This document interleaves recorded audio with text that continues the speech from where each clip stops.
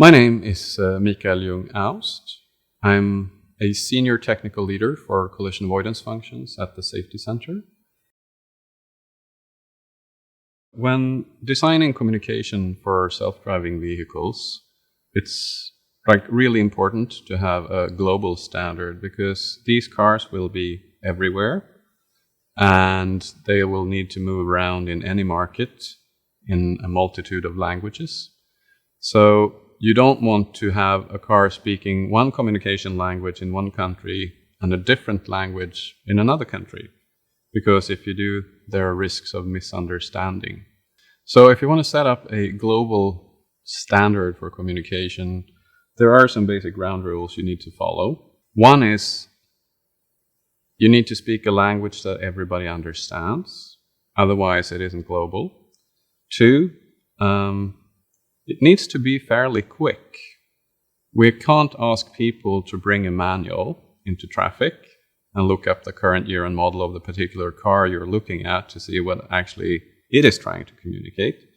You have to have something that you can read with a one glance or two. If you want the self-driving car to be quickly understood by humans on the go, which is really what we're after, one thing you can tap into is versions of body language. If you look at a railway station or an airport or someplace that's really busy, you can see people crossing paths and you never see people falling over. They don't just bump into each other all the time. And that's because they have this body language. They give people little cues. You lean back a little while you're walking to show them that you're slowing down, or you lean forward, showing this is my passage, or you give a little wave. There's all these little signs. That's where we want to tap into these type of intuitive body languages, because if you do that, body language is global. You can run across the airport in New York or in Tokyo or in Pretoria or in Gothenburg the same way.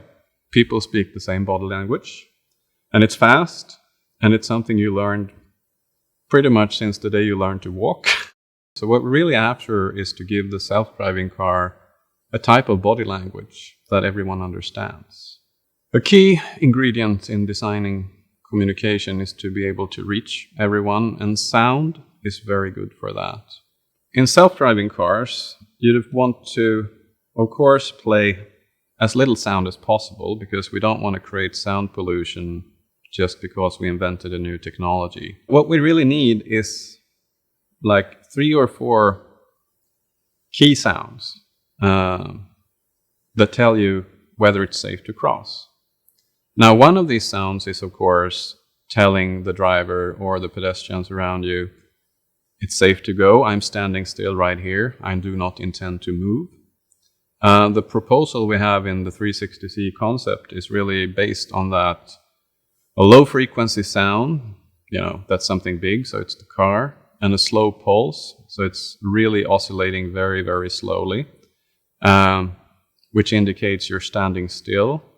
I know the guy who designed this sound coined it the breathing whale, which is sums it up pretty nicely. It's just standing there breathing very slowly, and you feel it's safe to cross. You will need to show that the car is intending to slow down well before the car actually has to slow down to stop in a particular place. So a slowing down sound, also very intuitive. If you have a rhythm that slows down, that goes tick, tick, tick, tick, tick, tick, tick, tick, tick, that pretty much universally people interpret as slowing down. And vice versa. If you're accelerating, if you play that sequence backwards and you go tick, tick, tick, tick, tick, tick, tick, tick, tick, then you have acceleration. All you want to know is when you're coming up on the crossing as a pedestrian, can I cross or not? You'll need something that's understandable by everyone. It needs to be quick, and it needs to be something that you can take in and decipher pretty much in the blink of an eye.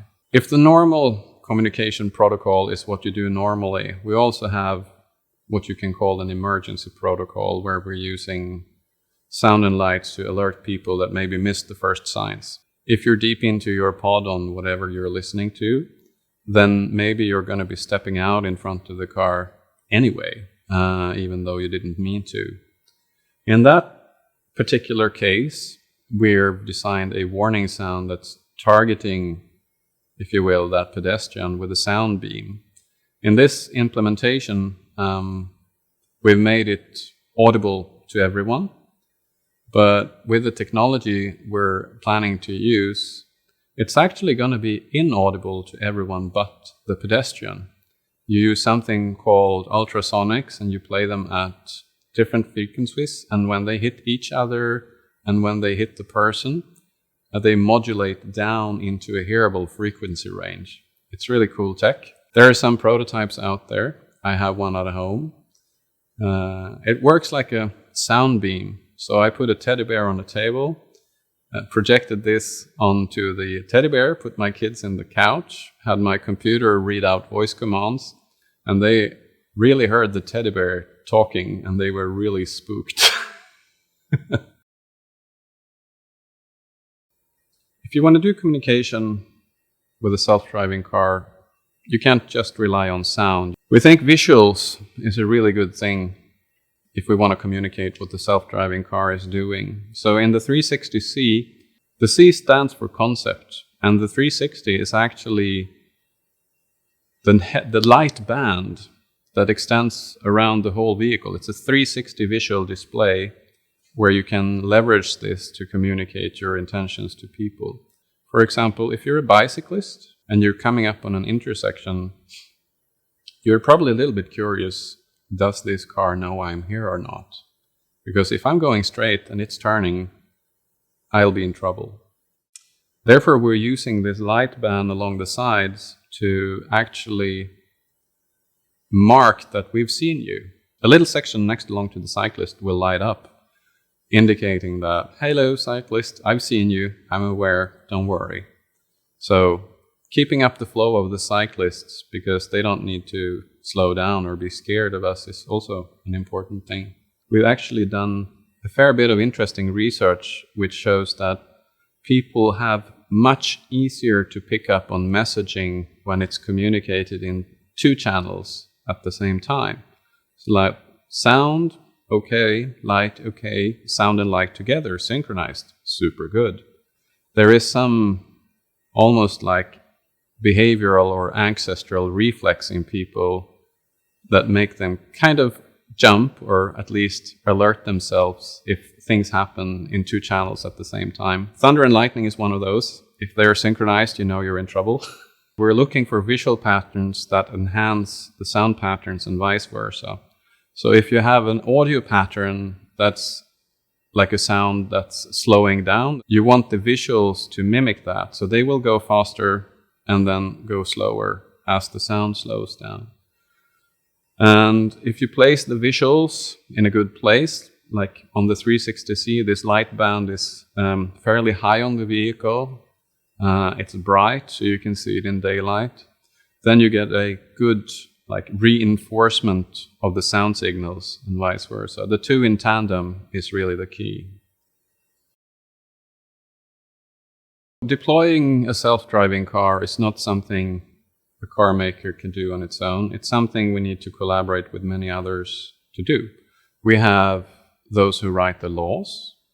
We have those who enforce the laws.